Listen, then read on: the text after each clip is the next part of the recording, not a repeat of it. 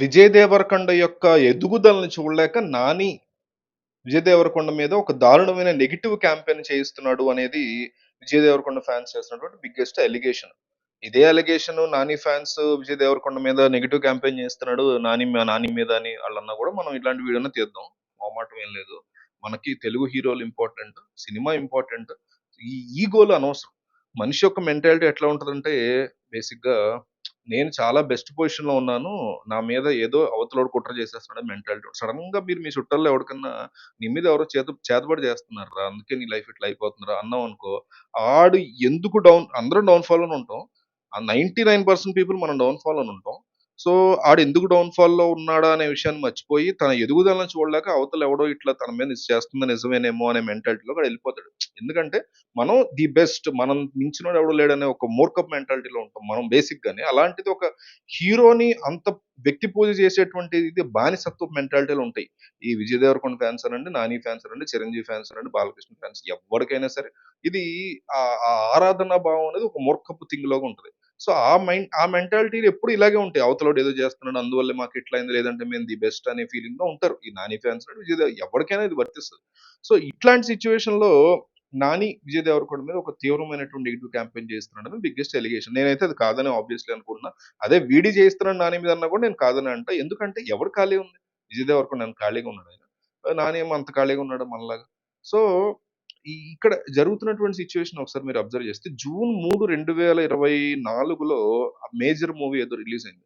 అప్పటినుంచి ఇప్పటి వరకు కూడా ఆహ్, అంటే 'అడవిశేష్' మూవీ 'అడవిశేషే' ఫాస్ట్ సినిమాలు తీస్తాడు. అట్లాంటి 'అడవిశేష్' మూవీ వచ్చినటువంటి 1 ఇయరో, ఇంకో 2 ఇయర్స్ అవుతున్నప్పుడు 4 సినిమాలొచ్చాయి నానివి. ఏంటి 4 సినిమాలు. 1 కాదు, 2 కాదు.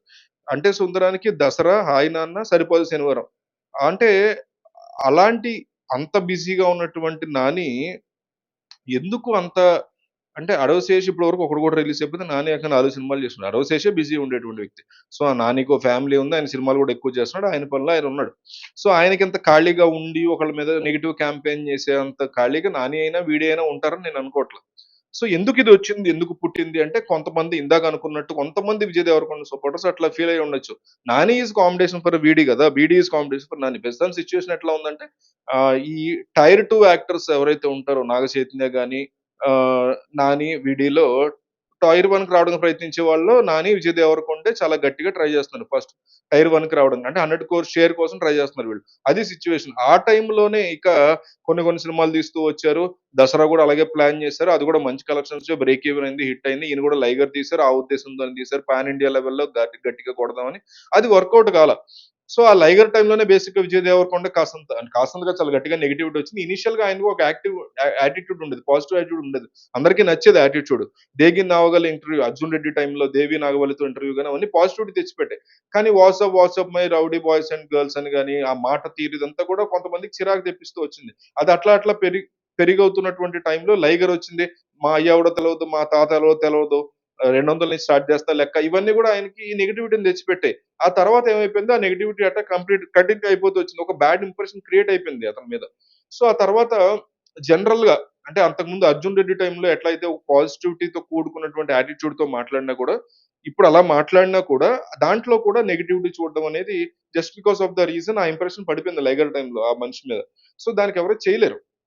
సో, అంటే పర్టిక్యులర్‌గా విజయ్ దేవరకొండని అంటే ఎవరో ఇంటెన్స్‌గా నెగెటివ్ చేసినటువంటి అవసరం లేదన్నటువంటి సిట్యుయేషన్ కూడా ఇప్పుడు 'కింగ్డమ్' టీజర్ వచ్చింది మొన్న. యునానిమస్ పాజిటివ్ రెస్పాన్స్ వచ్చింది. నాకు విపరీతంగా నచ్చింది. అందరికి కూడా బాగా నచ్చింది. ఇట్స్ వెరీ క్లియర్ కాంటెంట్ ఎప్పుడైనా కాంటెంట్ అల్టిమేట్‌లీ స్పీక్స్. సో, దాంట్లో నెగెటివ్ క్యాంపెయిన్ ఏమి ఉందో నాకు అర్థం కాలా ఫస్ట్ థింగ్. రెండోదేంటంటే బేసిక్‌గా విజయ్ దేవరకొండ అన్న ఇష్టం నాకు, నాని అన్న ఇష్టం. ఇద్దరు కూడా తెలుగు హీరోలు. వాళ్ళు సక్సెస్ అవ్వాలని నేను కోరుకుంటా. బట్ కంపేర్ చేసుకుంటే ఫిల్మోగ్రఫీస్ కంపేర్ చేసుకుంటే ఇద్దరివి వాళ్ళ స్టోరీ సెలక్షన్, మూవీస్, స్క్రిప్ట్స్ ఇవన్నీ గనుక మనం కంపేర్ చేసుకుంటే ఖచ్చితంగా నాని స్టెప్ పైన ఉంటారు. విజయ్ దేవరకొండ క్రేజ్‌లో పైన ఉంటాడు నాని కంటే. సో, ఇట్లా ఒక దాంట్లో ఇతను, ఒక దాంట్లో అతను హైలో ఉంటారు. సో, ఏ సినిమాలో అయినా సరే విజయ్ దేవరకొండ స్క్రిప్ట్ సెలక్షన్ 'ఖుషి' యావరేజ్ అనుకున్న world world famous lover worst ఉంటది. 'లైగర్' ఘోరంగా ఉంటది. 'ఫ్యామిలీ స్టార్' ఘోరంగా ఉంటది. సెకండ్ హాఫ్ అసలు సినిమాయే ఉండదు 'లైగర్'. సరే అదంతా డిఫరెంట్ టాపిక్. అంటే ఈయనెళ్లి 'మైక్ టైసన్‌ని' కొట్టడం అదంతా కూడా తర్వాత కానీ కొన్ని సినిమాల్లో ఇదైతే మిస్ అవుతూ వచ్చింది విజయ్ దేవరకొండకి. ఈ స్క్రిప్ట్ సెలక్షన్ గాని, అది గాని. నాని రీసెంట్ మూవీస్ అన్ని కూడా నెక్స్ట్ లెవెల్ స్క్రిప్ట్స్ ఉంటాయి. 'శ్యామ్ సింగ్ రాయ్' కావచ్చు, 'అంటే సుందరానికి' కావచ్చు, కమర్షియల్‌గా ఆడకపోవచ్చు కానీ, కల్ట్ క్లాసిక్ అంటారు. 'హాయ్ నాన్న' కావచ్చు, దసరా గావచ్చు, 'సరిపోదే శనివారం' గావచ్చు, ఇప్పుడొస్తున్న 'హిట్ 3' గావచ్చు అన్నీ బావున్నాయి. అవన్నీ గూడా మంచి కలెక్షన్స్ వచ్చినటువంటి మూవీస్. సో, ఆ స్టోరీస్ పరంగా చూసుకుంటే not only about collections. Script పరంగా థింగ్ గూడా మంచి డిఫరెంట్ జోనర్స్ పీపుల్ ఎంటర్‌టైన్ చేస్తూ వస్తాయి ఆ మూవీలో. సో, చాలా మందికి బాగా నచ్చుతాయి. సో, మీన్‌వైల్ 'విజయ్ దేవరకొండకి' ఏమైందంటే అవన్నీ గూడా పెద్దగా ఆడలేదు అతని మూవీస్ రీసెంట్ టైమ్స్‌లో. సో, ఇదంతా నడుస్తుంది. ఎంత జరిగినా కూడా 'విజయ్ దేవరకొండ' యొక్క క్రేజ్ ఇంత గూడా తగ్గలేదు. ఇది బిగ్గెస్ట్ అడ్వాంటేజ్ 'విజయ్ దేవరకొండకి'.